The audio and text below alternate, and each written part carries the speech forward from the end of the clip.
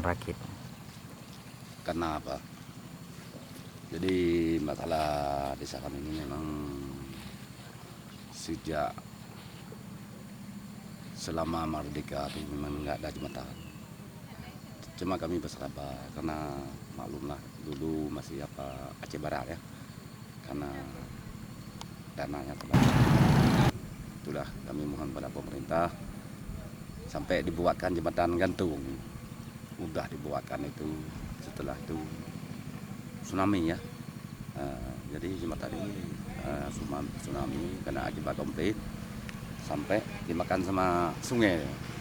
Jadi sampai sekarang kami pun sudah usulkan, katanya akan datang, ternyata sampai sekarang belum ada. Ya. Ini sekarang ini memang rakit ini, Pak. Dulu bukan bambu kami. Kami pakai bambu, jadi naikkan kereta, tarik itu. Itulah sekarang tuh ini pribadi. Satu kali jalan nih bayar nih 10.000. Kalau enggak tinggalkan kereta. Kalau ada barang-barang sampai ya ada busuk, durian busuk, ya karet jual murah karena hubungannya.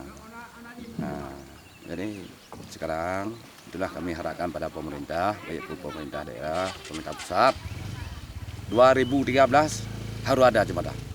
Itu sangat kebutuhan. Karena ada orang sakit nggak bisa lewat. Ini karena bisa kita lewat kemarau. Tapi kalau nggak kemarau, jangankan kereta, orang aja nggak bisa lewat. Beras sebelah sini, ya.